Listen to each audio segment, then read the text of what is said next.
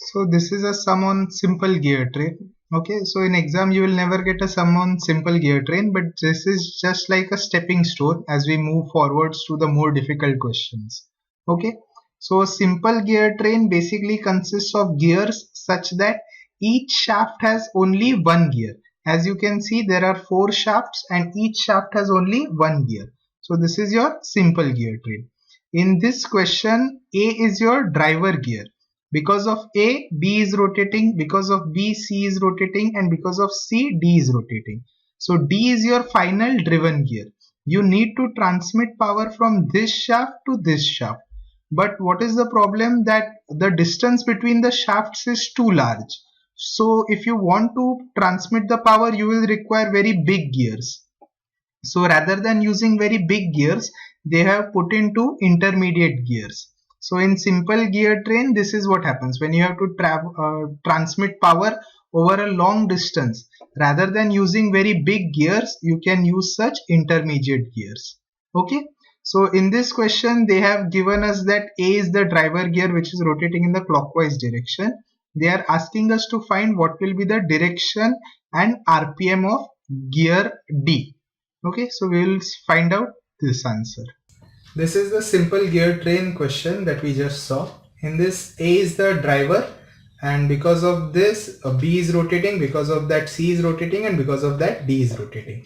They have just asked us to find out what is the RPM of gear D, given the RPM of gear A. Now, from our previous formulas, we know that we can only find out the RPM of the meshing gears. That is, if we know the RPM of A, we can find out the RPM of B. Then using the RPM of B, we can find out the RPM of C, and using RPM of C, we can find out the RPM of D. So the equation to find out this is like velocity ratio is the velocity of driven upon velocity of driver. So in this case, A is the driver and B is the driven. A is rotating, and because of A, B is rotating. So velocity of B upon velocity of A is equal to number of teeth on A upon number of teeth on gear B, which is equal to diameter of gear A, pitch circle diameter of gear A upon pitch circle diameter of gear B. So this is the equation that we have to use. So in this case, see, the problem is we know NA, but we have to find NB. We know TA and we know DB. So we don't know this ratio also, we don't know this ratio also. So we can either find out this ratio or we can find out this ratio completely, and then we can find out the RPM of gear B. So what we are going to do, see, we have TA, number of teeth on gear A. Okay, so we can find out the number of teeth on gear B. Now the diameter PCD of gear B has been given to us, and the module is also given to us. They have told that the module for all the gears is same, which is 5 mm. So what is the formula for module? Module is equal to pitch circle diameter upon number of teeth. So using this for our gear B, what we can do, module is 5 mm. So 5 mm is equal to pitch circle diameter of B, which is given as 150 mm.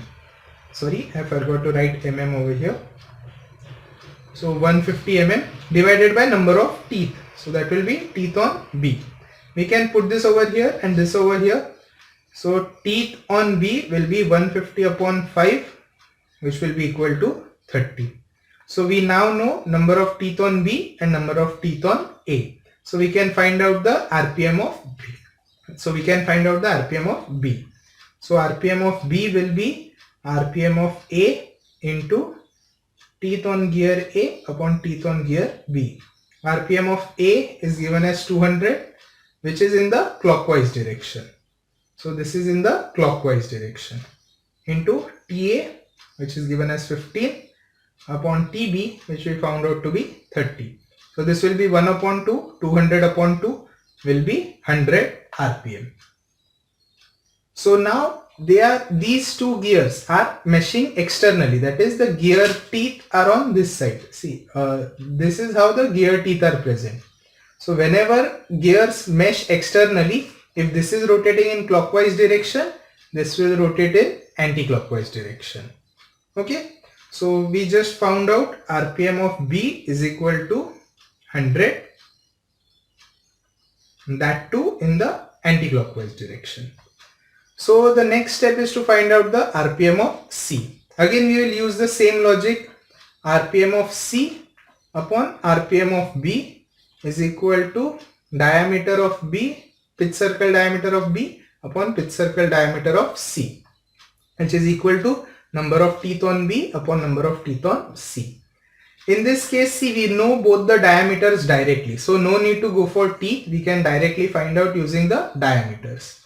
So RPM of C is equal to RPM of B into diameter of pitch circle diameter of gear B upon pitch circle diameter of gear C. RPM of B is 100,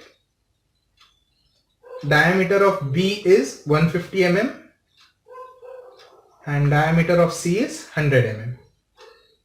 So this directly cuts off and you will get 150 RPM. Okay, so now see, this is rotating in anti-clockwise direction. These are also meshed externally. So because this is in anti-clockwise direction, this will be in clockwise direction. Okay, so we found out RPM of C. Now we have to find out the RPM of D. Again we can use the same logic. RPM of D upon RPM of C is equal to diameter of C upon diameter of D is equal to number of teeth on C upon number of teeth on D. See, in this case we don't know diameter of D also, we don't know number of teeth on D also. Okay, so we are completely stumped right now. Okay, so what we can do, but we know, see, this total length is 320 mm. Now what is this total length? See, it is radius of A. It is radius of A plus diameter of B plus diameter of C plus radius of D, which is equal to 320 mm. So we can write 320 mm is equal to radius of A plus diameter of B plus diameter of C plus radius of D. We know the radius of A. Do we know the radius of A? Right now we don't know the radius of A, but we can find out the radius of A. So what is radius of A? Radius of A is diameter of A divided by 2. Diameter of B is known to us 150. Diameter of C is known to us 100. We are trying to find out the radius of D. We are trying to find out the diameter of D. Okay. So what is diameter of A? We know diameter is what? Module into number of teeth. Pitch circle diameter is what? Module into number of teeth. So we will substitute it over here. So we get 320. We will put 150 and 100 on this side. Minus 150 minus 100 is equal to diameter of A upon 2 plus radius of D. 320 minus 250. So this will be 70 is equal to diameter is what? Module into number of teeth upon 2 plus radius of D. So module is what? 5. So this is 70. Module is 5. Number of teeth on A is 15. This is 2 plus radius of D. So radius of D becomes 70 minus all this. We can calculate it on the calculator. It will come 37.5, I think. 5 into 15 divided by 2. Yes, 37.5. So this comes out to be 32.5. So this is the radius of D. So diameter of D will be what? Twice of this. Twice of radius of D. So it will be how much? It will be 65 mm. Substituting this value in this equation. Okay. So RPM of D will be what? RPM of C into diameter of C upon diameter of D is equal to RPM of C is 150 into diameter of C is how much they have given us. Diameter of C is 100 upon diameter of D, which is 65. 150 into 100 divided by 65, which comes out to be 230.77. 30.77 RPM. And what is the direction? See, this is clockwise. Because this is clockwise and they are meshing externally, this will be anti-clockwise.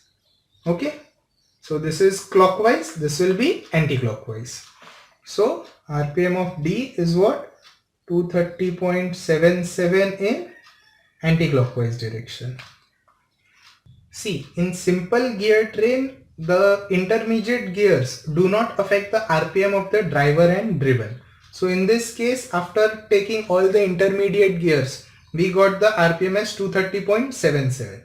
Now if we go directly for the driver and driven, see, if we assume that there are these two gears are not present and this is directly coupled with A, D is directly coupled with A, what will we get? RPM of D upon RPM of A is equal to diameter of A upon diameter of D. Now we have found out the diameter of A.